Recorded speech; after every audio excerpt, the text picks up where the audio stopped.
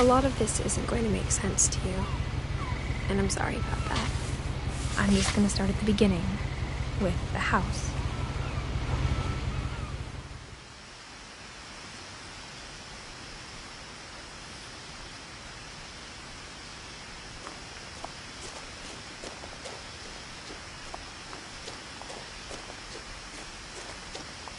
I lived here until I was 11, but I wasn't allowed inside half the rooms.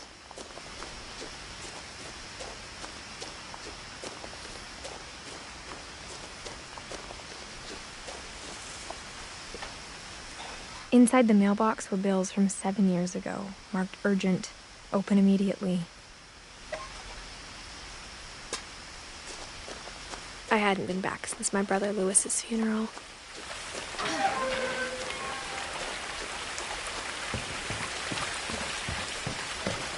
In her will, my mother left me a key, but didn't tell me what it unlocked.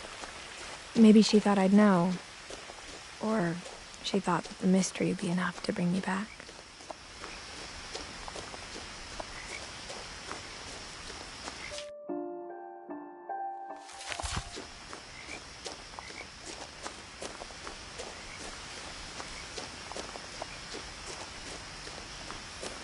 No one had driven this way in a long time, but I saw a few hoof prints.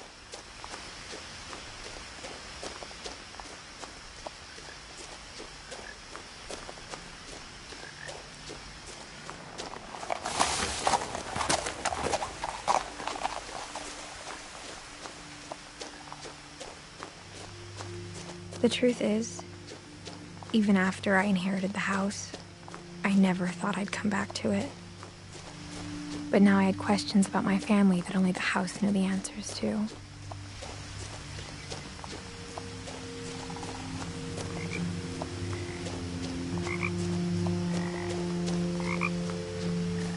The house was exactly like I remembered it, the way I'd been dreaming about it.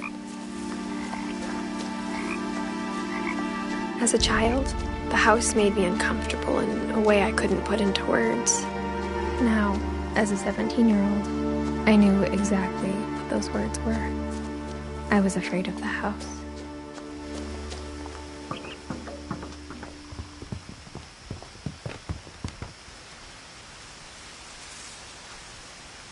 I hoped the key might unlock the front door. It didn't.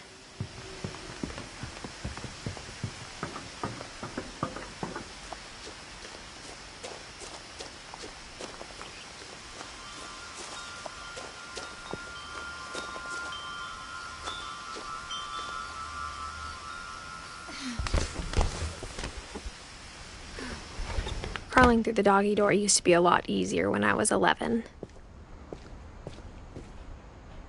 The power had been turned off the night we left.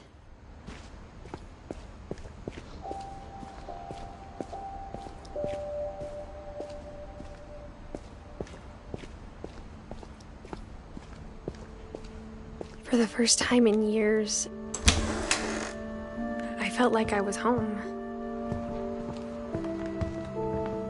But instead of a family, there were just memories of one. Like how after Lewis started working at the cannery, we all got sick of eating salmon. Except how only one restaurant would deliver to our house, so we had Chinese a lot.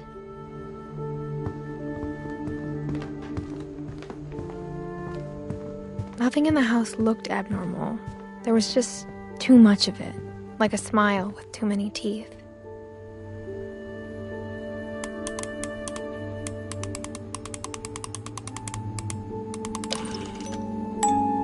Great-Grandpa Sven built a music box for Barbara, along with the rest of the house. Mom always told me to stay out of the basement, so I wasn't too surprised when the key didn't fit.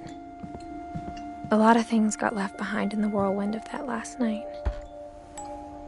Edie told me once that every Finch who ever lived is buried somewhere in the library.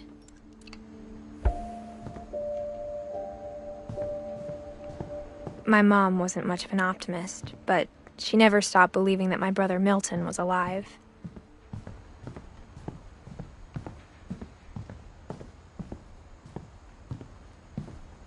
Even the fireplace had a story.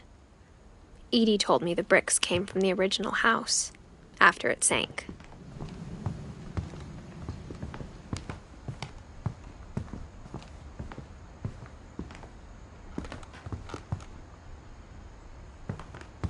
The table was still a wreck from the night we left. My mom was the only one of us who could imagine Great-Grandma Edie living in a nursing home. It was like a bomb had gone off, killing everyone but sparing the furniture.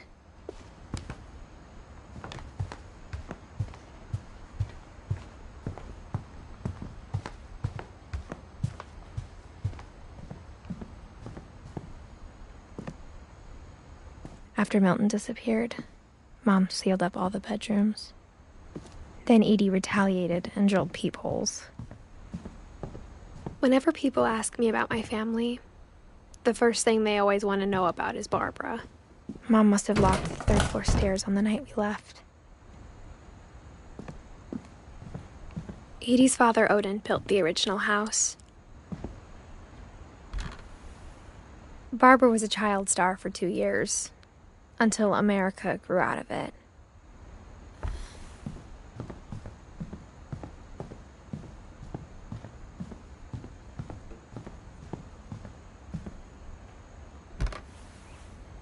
The last time I was in Edith Sr.'s room, I was 10 and she was painting my portrait. As a kid, I just assumed every house had peepholes and sealed rooms you weren't allowed inside of.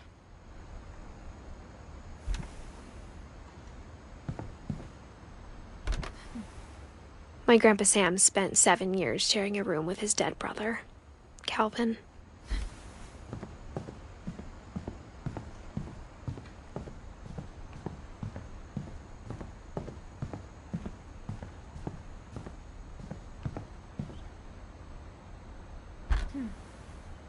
Molly always seemed like a girl I could imagine being friends with, if she hadn't died in 1947.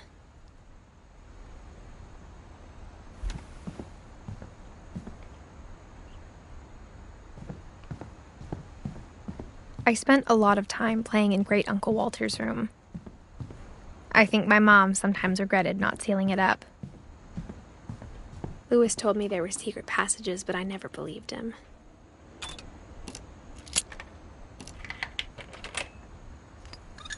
Turns out, my mom was really good at keeping secrets.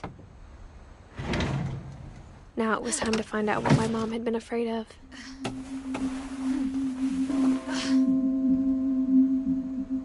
From the paintings on the wall, it was clear my brother Milton had been here before me. Reading this, maybe it sounds like I had a plan, but I had no idea what was behind that door.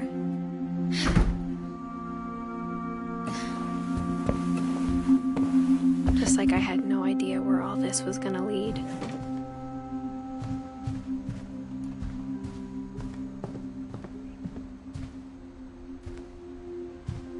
I got the sense Edie had spent a lot of time here.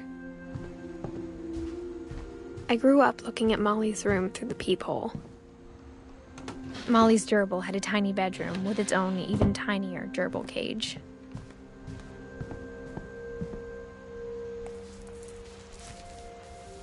December 13th, 1947. Dear Diary, I'll be gone soon, but I wanted to tell somebody about what's gonna happen.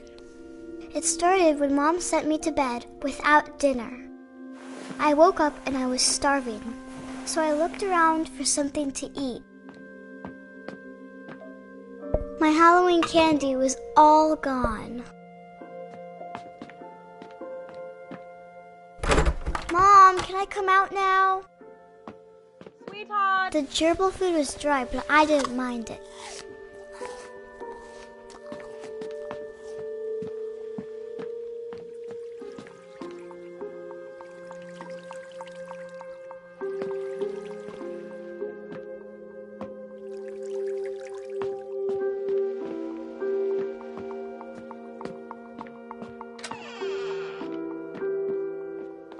I kept eating and eating.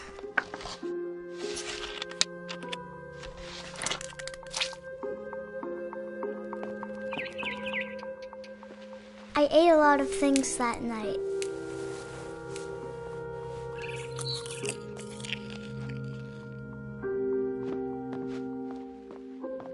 Then I heard chirping outside my window. It was a barn swallow going back to her nest. I reached out for her,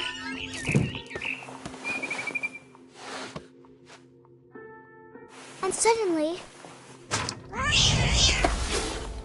I was a cat. I tried to be quiet, but the bird was really scared.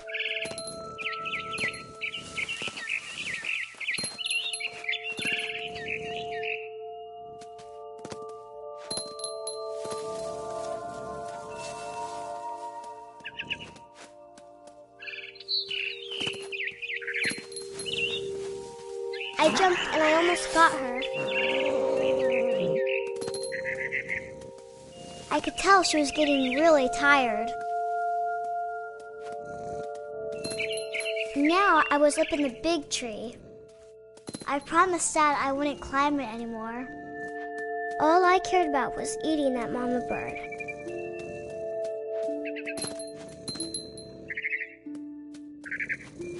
I gobbled her up. And suddenly, I was an owl. First, all I heard was the wind.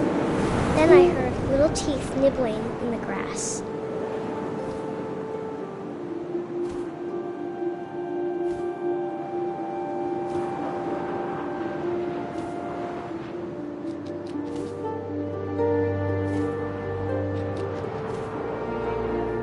Rabbits.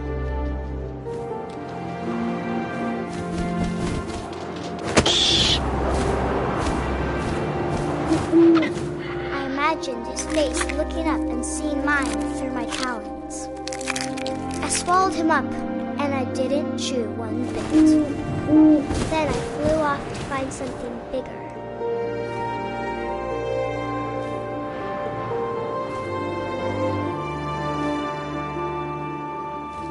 A mama rabbit.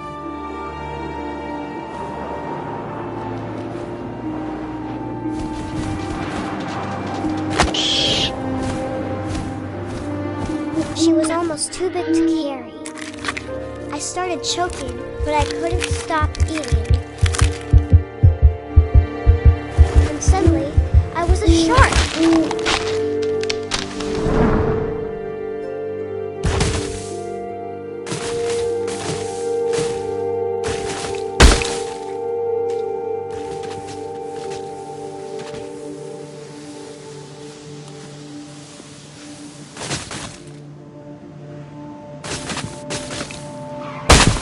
I rolled off the cliff and into the ocean. Now, I was hungrier than ever.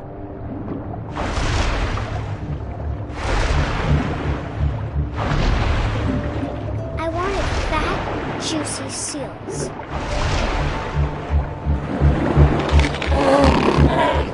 I tore off her flipper, and it tasted really good.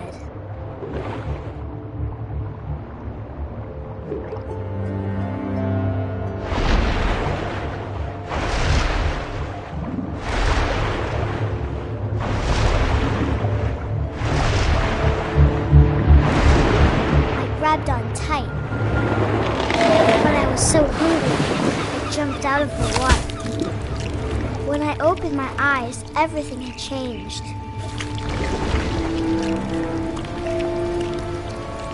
Now I was a monster, and I smelled people everywhere.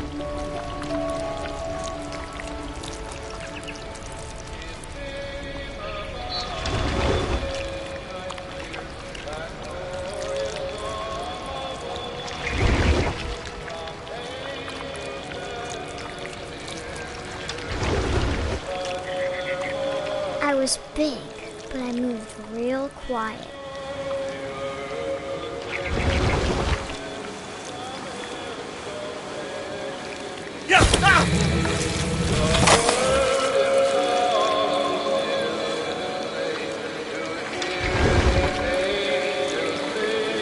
I wanted to stop, but also I didn't.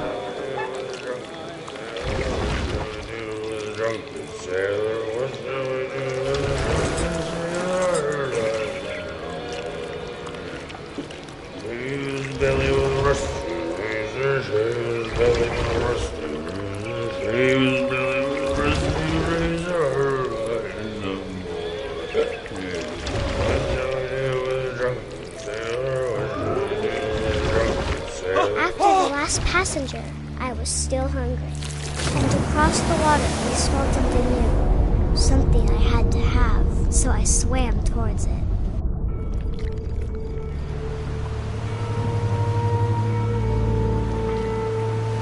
I slithered onto the sand, and the good smell went into an old pipe.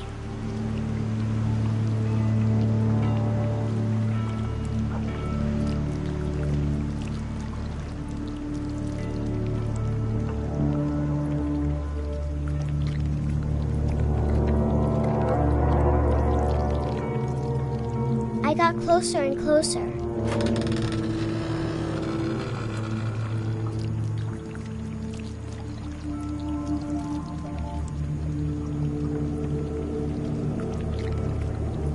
All of my stomach started growling. And suddenly, I was me again. I held my breath for a long time, but I couldn't hear anything. I think it's waiting for me to fall asleep. But it's not going to wait much longer. It needs to feed, and we both know I will be delicious.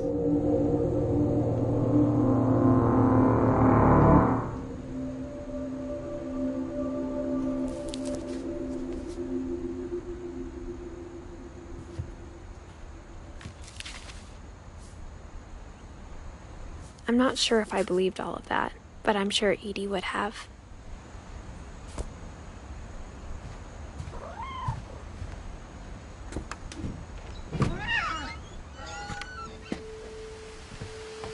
This will be obvious later, but my mom never told me any of these stories.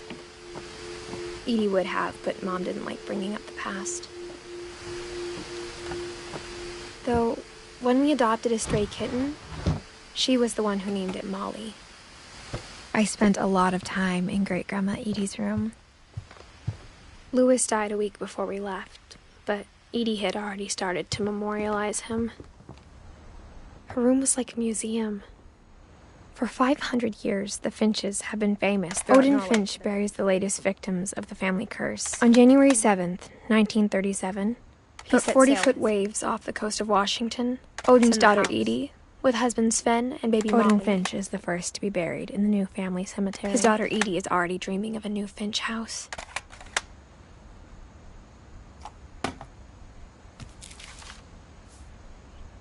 Whatever's wrong with this family, it goes back a long ways.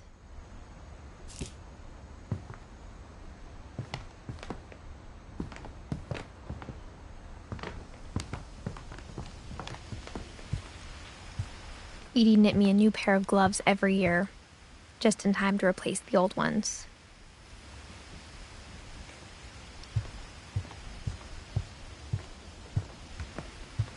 Edie gave a big interview about a mole man living under the Finch house. One summer, they evacuated the island, but Edie refused to go.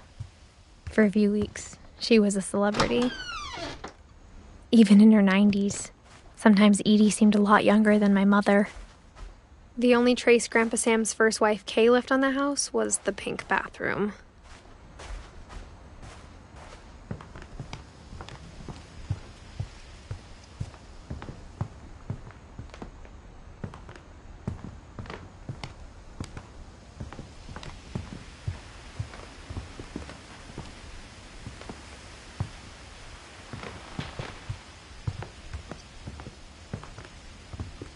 When Edie told people Sven was killed by a dragon, she could also have said he was building a dragon-shaped slide that collapsed.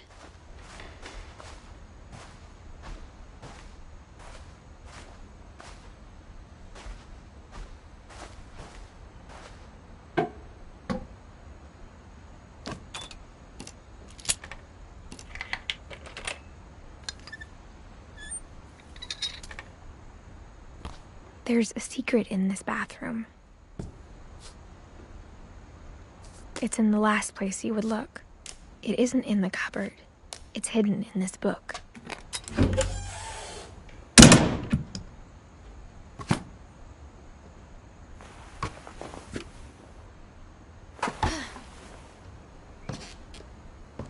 Sven gave Sam an old camera he'd refurbished.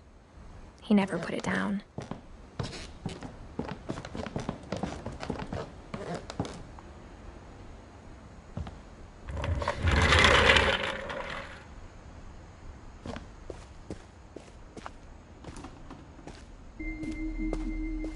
knew Grandpa Sam had a twin, and that he never talked about him.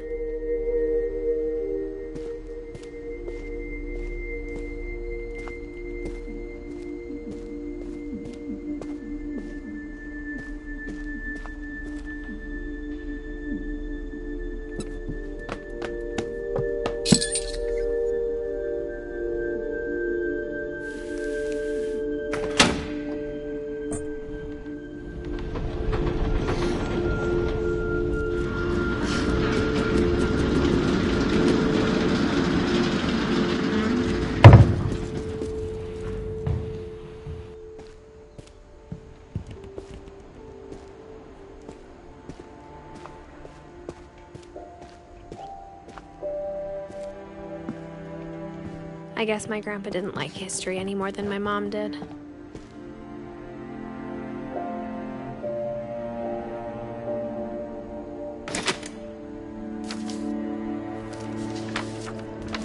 How I Want to Remember My Brother by Sam Finch. The thing I remember is that when he made up his mind, that was it. My brother said he'd die before he ate another mushroom.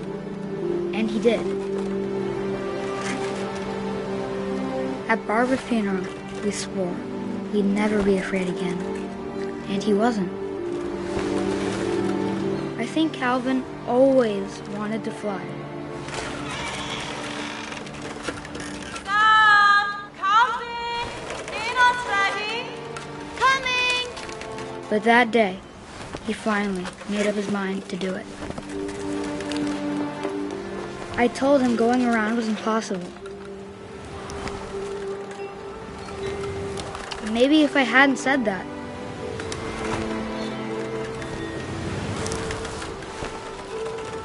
Calvin, I'm not gonna tell you again. Maybe if the wind hadn't picked up.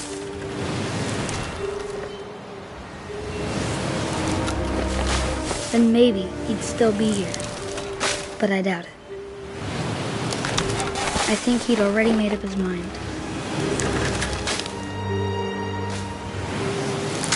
That's what I want to remember about my brother.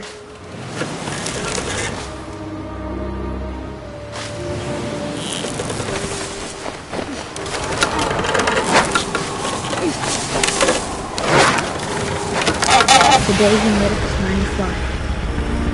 And he did.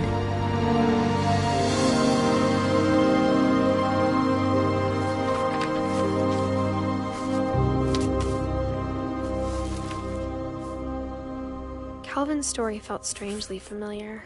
When I was younger, I remember trying to do the exact same thing.